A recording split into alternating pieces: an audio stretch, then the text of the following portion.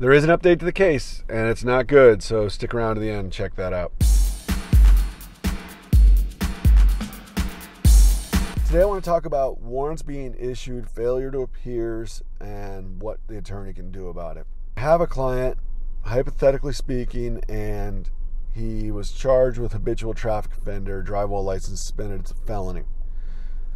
The state attorney's office agreed to give a pretty good plea deal if we got his license back. Now, this guy hasn't had a license in well over 9 years, but he didn't have anything currently holding him up except for he had a bunch of hoops to jump through, but there was nothing preventing him from jumping through those hoops. So during the consultation, I laid out the groundwork on how he could get his license back. He started getting to work on paying the fines and taking the appropriate classes, and he had just about everything done, but this took him some time to do, and it took him up until the point of jury selection to actually have everything paid off. On the morning of jury selection, the client was scheduled to fly in from out of state because he'd been doing some construction work and there was a delay. So we're here in court ready for jury selection, actually ready to enter the plea because we had a good deal worked out, so it wasn't going to go to jury selection. But the client doesn't show. And the judge issued a no bond warrant for failure to appear. Tried to get that set aside right away. The judge wasn't having it. Jury selection, judge wanted him there.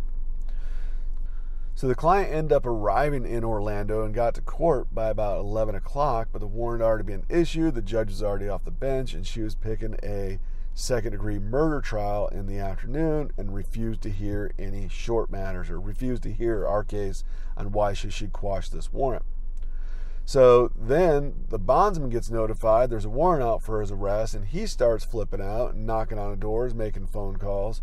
Got that situation resolved, explained to him, we're on top of it, we're getting it worked out, the guy's not a flight risk, got a good deal worked out.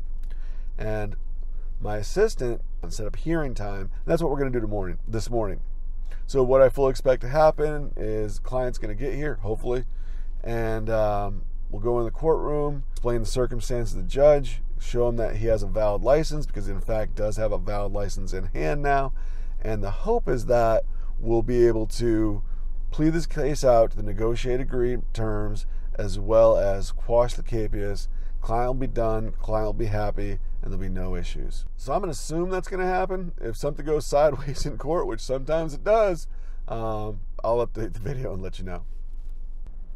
So got in court, verified everything's good to go, but we had no client. Judge refused to withdraw the capias and still remains in no bond status, and the deal that we worked out is now off the table. So we're back to the drawing board. Not sure what happened to the client. Contacted the bondsman, see if he got arrested somewhere in the warrant. Talked to him on Sunday. I just don't know. He has no reason not to be there. It was in his best interest to be there. So hopefully he's all right. I can't imagine that he did something intentionally, didn't show up. But his phone's going straight to voicemail. It's ringing once, going to voicemail, and not responding to text messages. So at this point in time, I hope he's safe. I hope he's not in harm's way. But I really wish he was in court this morning.